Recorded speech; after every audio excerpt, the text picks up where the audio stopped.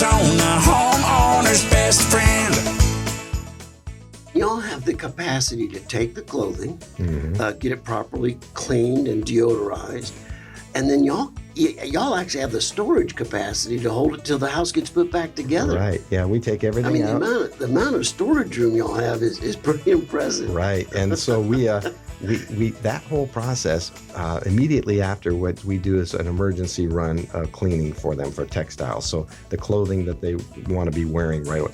Because they walk out that door, everything in the house typically has been damaged. And so they come back in, and only the clothes on their back is what they have. So we'll come in and we'll pull the items that are important to them, and we'll process them immediately. We put a rush order on that.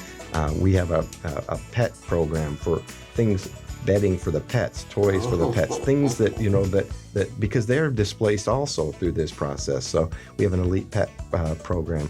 And so we get all of that stuff and we process that immediately. The rest of it takes a little bit longer, and the things that they don't need, everything is inventoried, everything is photographed, documented, and then processed. And then we identify anything that's non-salvageable.